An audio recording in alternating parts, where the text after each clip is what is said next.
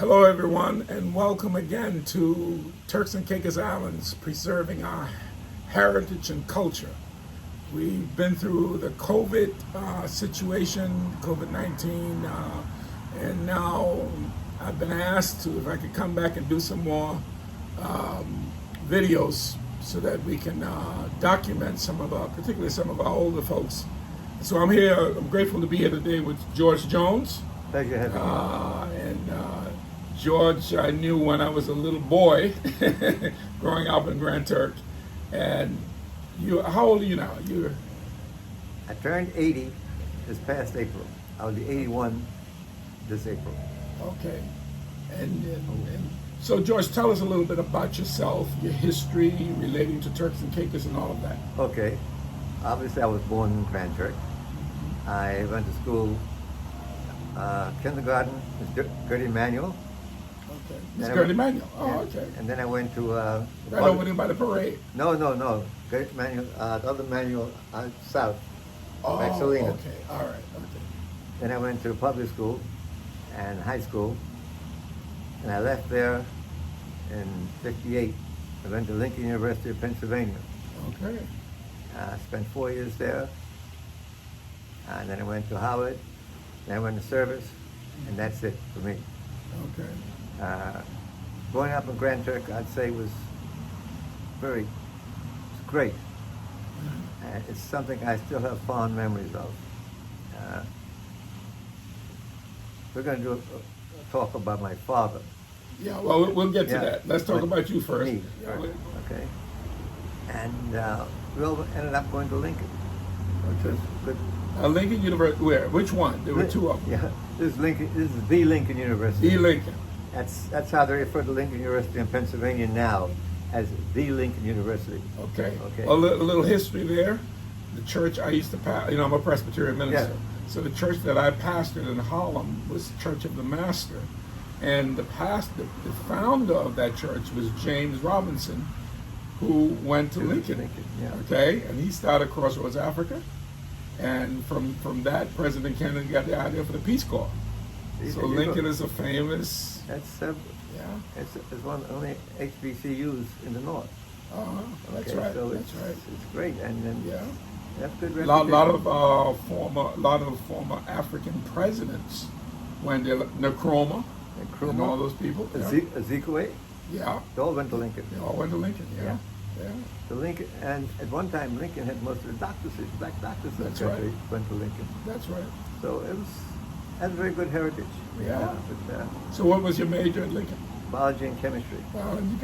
You were heading to be a doctor.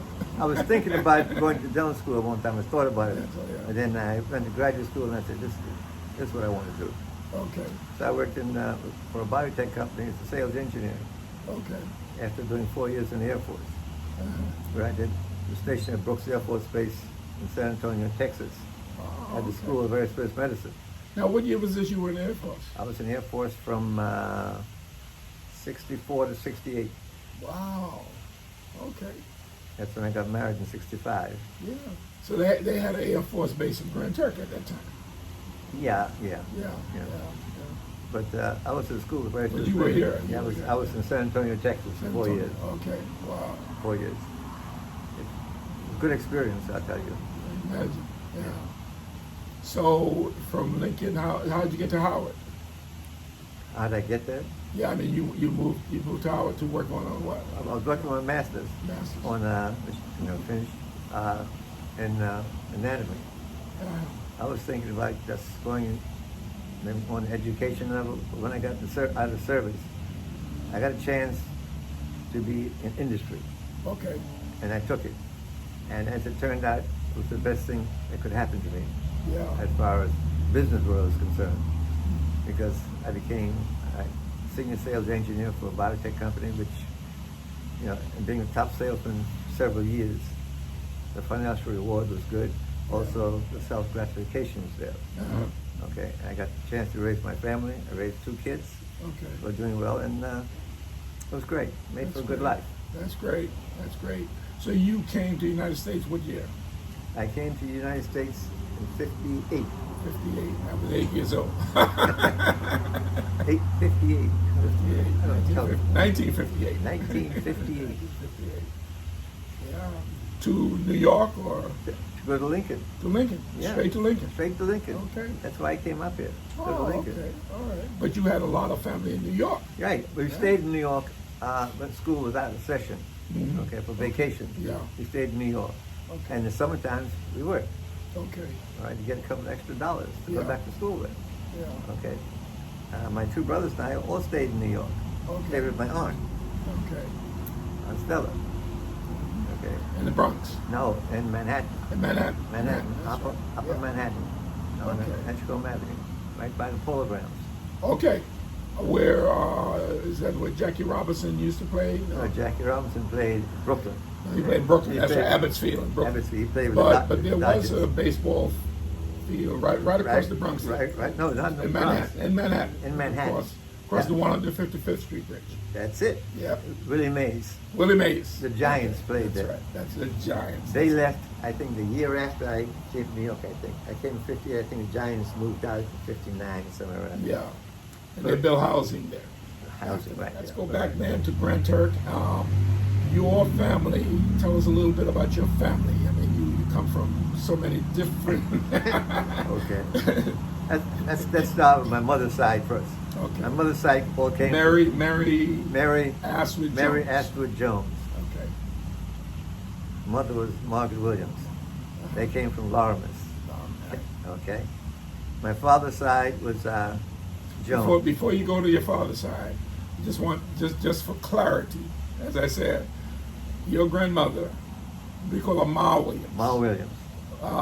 Margaret Williams was my grandfather, Nathaniel Bertram, a.k.a. Parnad's first cousin. Right. And his mother was Martha Williams. She was your grandmother's aunt. Yeah. And how did I know this? She used to tell me.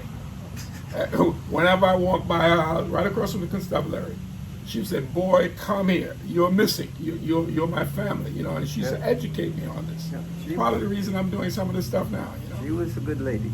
she was wonderful lady. She always give me sugar plums. She always had candy around. She always had candy. Yeah. I would spend time with her, like especially like on Saturday nights. My folks, Mom and Daddy, would go to the movies, Uh-huh.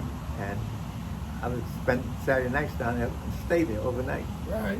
And later on in life, my mother sent them breakfast every morning. Okay. I would get on my bicycle and ride, take them breakfast. Her, Yeah.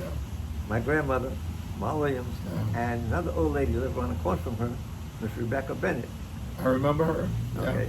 I would drop cereal and all that stuff off for them every morning. That was my job. Now, for those people who don't know, we're talking about Middle Street, Middle Street. and that's Mr. Clement Kelly lived not too far from there, and And right in the back of Clement Kelly's house, going towards the water, was where Miss Rebecca lived.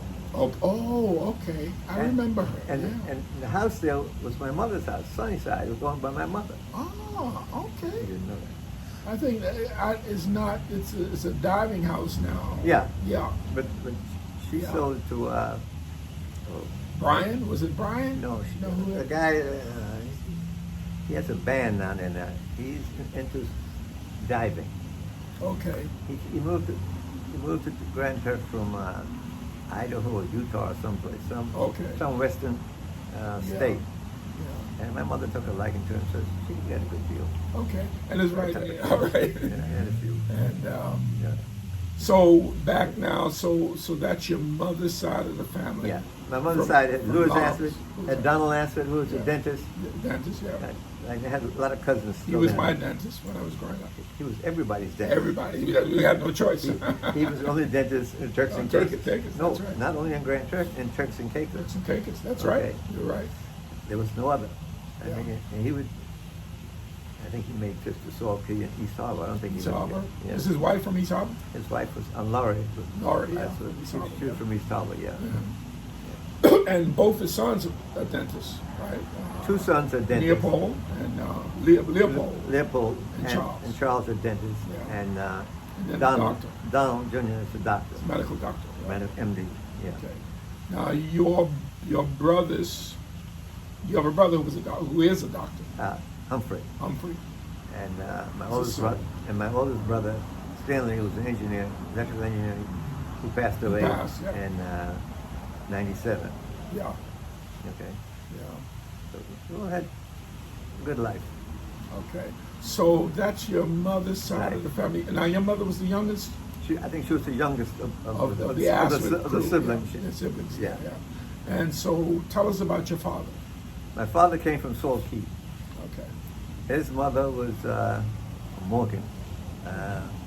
Lucinda Morgan was her name. She died while Daddy was only like 14, 15 years old. Ah, Okay, so I know in the world I got to know her. you know. So he went to school in Salt Key, he went to school in Grand Turk, then he went to Teachers College in Jamaica. Jamaica, yeah. And he came back and taught the school system, was headmaster for years. And he went to University of London. He was my headmaster when Okay. I was growing up. Yeah. Beat the crap out of me. Any kid that went to school during those years, if you were lucky enough, you got whipped by him. Yep. I got it at school and I got it at You home. got it at home. I got it, a double dose of it, okay? Yeah. And he went to University of London for a year. And he came back then that he was in charge of the entire system, he was inspector of schools. Okay. So he was in charge of all the schools, Turks and Caicos. Oh, the whole Turks and Caicos. Yeah. Okay. Yeah. He had that for a while. Yeah. Right? And before he retired, they moved him into the government office as assistant administrator. Okay. Okay. And that's when, after we were out of school, all right, let's back up a bit. He was always in the church, man of The God. Anglican church. Man of God. He was always in the Anglican church. It was always an integral part of his life. He was a catechist for years. That's right. And later on, he was ordained a deacon That's right. in the Anglican church. Once we were all out of school, or close to getting out of school, I should say, he became a priest. Yes. That's He had already become a catechist. no, catechist is just. No, a catechist, yeah. The deacon, Priest, I mean. priest. Yeah, deacon, priest, yeah. But a deacon is on your way to the priesthood. Towards priesthood, yeah. All right, they were the collar and everything else. Yeah. But in the church, so the deacon wears a stole over the shoulder as I opposed to know. around the neck. I so. studied to be an Episcopal priest. You did? Yeah, I did. My wife is Episcopalian, so I studied to be. Well, even after I was Presbyterian, What? I grew up Baptist. I grew up at Salem. My father was the chief deacon, James Missy, at the Salem church. Yeah. But my mother was a staunch Anglican. Yeah. Staunch Anglican, Helene Missy. Yeah. You know, she used to teach Sunday school. Yeah. Yeah, and but Daddy ran the Sunday school for years. Uh-huh. He was in charge of Sunday school Yeah. for years. wow. While I was growing up. So he. Now they had it at St. Mary's or at St. Thomas? St. Mary's. St. Mary's. The Sunday school was in the back of St. Mary's. Back of St. Mary's. That's right. That's where they had all the parties. Everything. Yeah. Everything. Right in that village. That's- Dillon Hall. Dillon Hall was the name of the Yes. hall. The Dillon Hall, Yeah. right. That's the boys club that met on Fridays, Yeah. which was an organization that included boys from other churches. That's right. Everyone. That's right. On Friday. Yeah. Daddy ran that for a while. He was always doing something for others. Now, did he had left teaching then? No, he was still He teaching. Still teaching. He was teaching then. Yeah, still He was still, even when he became inspector of schools, I think he was still associated with that. Yeah, Okay.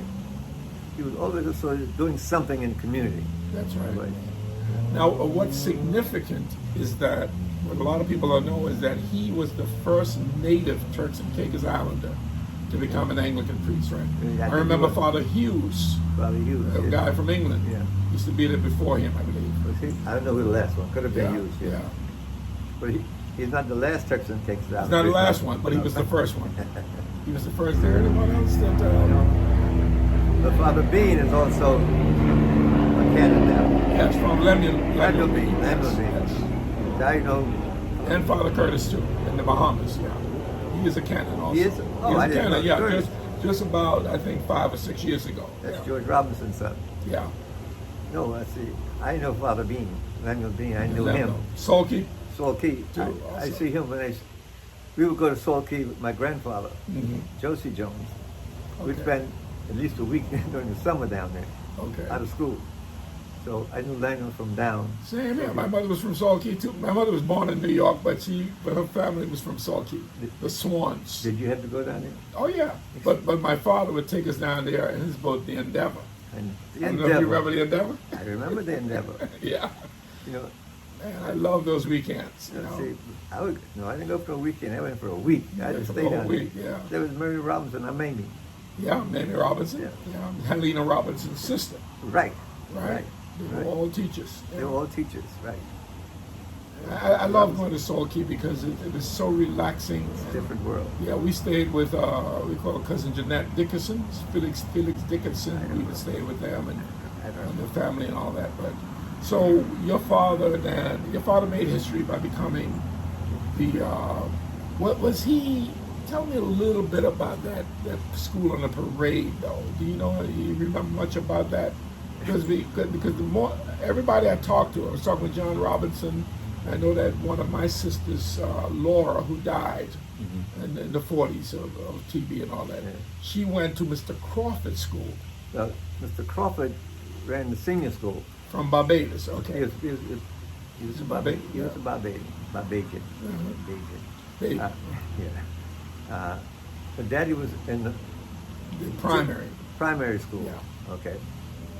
But after Mr. Crawford left, they were all combined to one school. All right, it was the Turks and Caicos. One was the senior section, I think they called it. Yeah. They called it. Right on the same parade. Right next to each other. Right next to each other. Yeah. Because you had the school, you had the building where they had movie house. That's right. Where they You had the movies. The movies right Burt there. Williams. Burt Williams. Yeah. There you go. Burt Williams. Every Saturday night, man. Every Saturday night. Yeah. And when I was growing up, I would put on my grandmother while my mother and father would go to the movies. Slip right over to the movies. Right. That was fun. It's a different world, when you think that now you live in a place where you can go to a movie any day of the week, any hour in the day, and stay in your house. Right? Now you don't have to leave your house, you can watch no television. That's right. So we had no television. Nah. We had radios. Yeah, radios. I'm not going to say which station we listened to on Friday nights. But it came Cincinnati, one Ohio. I was not going to say that. You want to know the call letters also? WCKY. WCKY, that's right. I remember that. I remember getting a lot of lickings from my father for listening to it. I know. And dancing and all. Well, that's what everybody listened to. That's what we listened to. Came in strong. Yeah. But we had cable and wireless that would come on with the news. Yeah, that's during the day, but that was just 10 minutes, 10 minutes. 5-10 minutes, during the day. Minutes, yeah. And there's no music or no entertainment involved in that. That's right. It's just news. That's right. Okay, and everyone in the island just about listened to that station. I don't know why that station. I don't know. We had a good connection there. Yeah. And they played good music. Yeah. That's the reason. They played some music. After 70 years, I can remember WCKY, Cincinnati, one Ohio. That is sad. Yeah. So back to your father. Okay. Your father, did he have any brothers and sisters? He had one sister. Okay. Gertrude. Okay. She lived in New York. Oh, okay. She lived up in Manhattan. She lived on 145th Street. Okay. And she had 3 kids. Arthur, Joe, and a daughter, Teresa. Okay. Sad to say, the boys are gone. Oh, man. God. And Teresa, I talked to Teresa, she lives in upstate New York, just outside of Manhattan. Yeah. She's still around. So I said, we're orphan. So she said, she's an orphan now. I said, I'm an orphan too pretty soon. Yeah. So your father, when did your father move to Grand Turk? Around what age? Must have been around 13, 14, 15 to go to school. Senior school. Yeah, because I imagine that the elementary school was in Salt Key. They had one. So he came up to go to the probably the senior school, Mr. Crawford. Crawford School, probably. Yeah, I'm sure at his age that was the only senior school then. Yeah, so I'm sure that's probably where he went. Yeah. That I can't vouch for, but right. I wasn't around then. Yeah. And from there he went to Jamaica. Okay. To Teachers College. To Teachers College. Yeah. Right. And he came back and he spent his entire life Right there. right there, doing what most people recognized as a good job for Turks and Caicos. Yeah. All right, he served them well. You did. You did. Okay. You did. Was your father left-handed? No, Oh, okay. no, he was right-handed. Okay. He had that look. I remember. He swung that cane with the right hand. Okay, with the right hand. Okay. See, most people don't know this. He used to order canes from Jamaica. What? To whip Police people. canes. Yeah. Man, those people were cruel back then. I'll tell you. You know what? A lot of people, a lot of folks I know that grew up and went to school under him, they don't really regret a lot of it. No. So Kept him in line. Yeah, kept you in line. I mean, you did your homework, you did everything you had to do. Yeah. I mean, there's no such thing as in the afternoon you're not doing your homework for the next day. That, especially us being in the house with him. That's right. There's no way I can go to school the next day and say my homework's not done. Okay. I get the beating in school and I get. And then you get it when you come back home. Wow. But you know what? I don't regret any of it. Yeah. It made me a better person. Same with me too. With my father. I mean, my father was ambidextrous, Oh, left and right. No. So we really got it. But you guys live near the Methodist Church, right. next to Mr. Christy Adams, is it? Mr. Adams. I remember all that. Mr. Adams, right. Mr. Adams. And beautiful house. Great, yeah. Beautiful house, yeah. Yeah, you can run that after a while. Conversation came up the other day from, I think it was Lillian Swan Missick, about Lillian used to be the headmistress of the high school also. Oh, really? Okay. And she said, I think she wrote a piece on Facebook that said, why should we not try to maintain some of these houses? That house got run down. Okay. Okay. And we got rid of it. It was a wooden house. A wooden house. Okay. And it was old. Yeah, Okay, so you guys, same with our house down on North Road. You could. I don't think you saved that house. That house was over 100 years old. Well, what do you think about the diaspora people and how can we contribute towards Turks and Caicos? I think a good idea would be to get back to the annual meeting, whether it be a dance, banquet that we used to have in New a York. banquet, a dance, whatever you want, Whatever. dance, whatever. This way you can bring old, the young, the rich, the poor, all of them together, and you organize it with the administration involved in it, Turks and Caicos administration, where they can come and speak to, especially the younger generation, tell them what the Turks and Caicos Island is doing, what they can hope for, okay, and what they need. Yeah. But as far as the younger generation, what my father always said was, get an education. That's Right? If you get an education, you have it made in life. Without an education, you have to hope for somebody to help you. I always tell people this, that I tell my congregation this, I said, my father said to me, the world that you're growing up in, if you don't have a good education, the dog is better than you. They said, that's cruel. I said, yeah, but you got the point. You got the point across. I got the point across. I didn't say it that way, but I say it the same way. If you don't have an education, you depend on someone else. That's right. Okay? Which no one wants to do that. You can have the money, but the money, stock market goes down, God help you. Yeah, God help you. But if you have the education, you know with the money what to do with it, you know how to handle it, you know. Exactly. Critical thinking, right? Critical thinking, okay. That's the key. So I think that's which I think to try to get folks to come back to Turks, you need to give them a reason. Yeah. Right? And there's no better reason than a future. A future that's as good or better than they can expect to receive in the U.S. Right. And I think right now, the Turks and Caicos is offering that.